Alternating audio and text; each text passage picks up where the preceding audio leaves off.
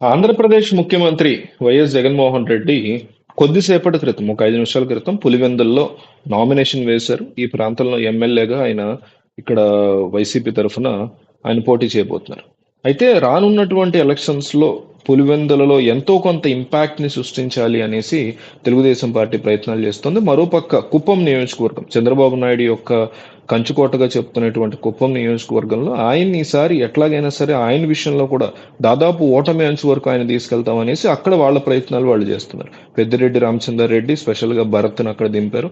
గడిచిన 5 ఏళ్లుగా ఆయన ఎమ్మెల్సీగా ఉంటూ, 4-5 ఏళ్లుగా ఆయన ఎమ్మెల్సీగా ఉంటూ కుప్పం ప్రాంతంలో ప్రజలని ఎంతో కొంత ఓటు బ్యాంక్ గండి కొట్టాలి అక్కడ చంద్రబాబు నాయుడు అనే ప్లాన్తో ఆయన ఉన్నారు. ఇంకో పక్క ఇక్కడ బీటెక్ రవి, మీకు పులివెందుల్లో టీడీపీ తరఫున నిలబడుతోంది బీటెక్ రవి అనేటువంటి వ్యక్తి నిలబడుతున్నారు.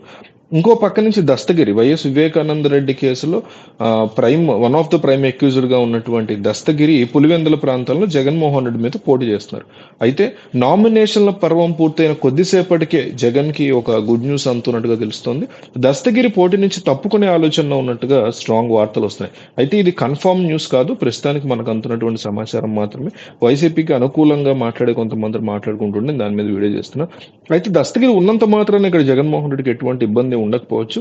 కానీ ఎన్ని ఓట్లు అయితే దస్తగిరికి వస్తాయో, ఒక 1000 అనండి, 10,000 అనండి, ఒక 20,000 అనండి, మీరు 500 అనండి, ఎన్ని వచ్చినా సరే ఆ ఇంపాక్ట్ అంటే ఆ కోత అనేది డెఫినెట్లీ జగన్మోహన్ రెడ్డి ఓట్లు చీలిపోతాయి ఆబ్వియస్లీ. ఎందుకంటే బీటెక్ రవి ఓట్లు చీలిపోవు.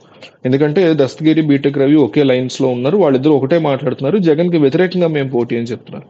సో వైసీపీకి అనుకూలంగా ఉండేటువంటి ఓట్లను దస్తగిరి డెఫినెట్లీ చీల్చగలడు. ఓటమి అనేది ఇంపాసిబుల్, కల్లో కూడా జరిగే పరిస్థితి కాదు. కానీ ఆ ఇంపాక్ట్ ఏదైతే ఉందో, ఆ ఓట్ల చీలిక ఏదైతే ఉందో అది కూడా జరగకూడదని జగన్మోహన్ రెడ్డి కోరుకున్నారు. ఎందుకంటే పులివెందుల అనేది తమ కుటుంబానికి, తనకి, తన తండ్రికి, వీళ్ళందరికీ కూడా ఒక భారీ అడ్డాగా ఉంటూ వస్తుంది.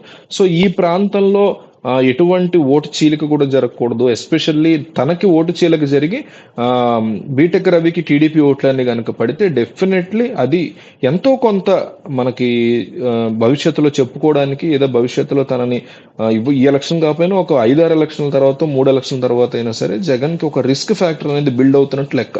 ఇప్పుడు కనుక దస్తగిరికి ఓట్లు చీలి బీటెక్ రవికి టీడీపీ ఓట్లన్నీ పడితే డెఫినెట్లీ రిస్క్ ఫ్యాక్టర్ బిల్డ్ అవుతున్నట్టే. 2-3-4 ఎలక్షన్స్ కైనా ఆ దెబ్బ అయితే పడుతుంది. సో అది జరగకూడదని జగన్ కోరుకున్నారు.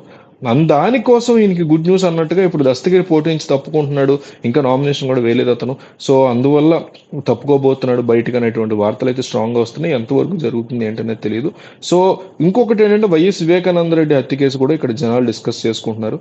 సో వివేకానంద రెడ్డి హత్య కేసు విషయంలో జనం యొక్క టాపిక్ ఎట్లా ఉంది, వాళ్ళు ఎట్లా ఆలోచిస్తున్నారు అనేది మీ అభిప్రాయం కామెంట్ లో తెలియజేయండి. అది పులివెందుల రాజకీయాలని, అట్లా కడప అవినాష్ రెడ్డి యొక్క రాజకీయాలను ఎట్లా ఎఫెక్ట్ చేయబోతుందో మీ అభిప్రాయం చెప్పండి.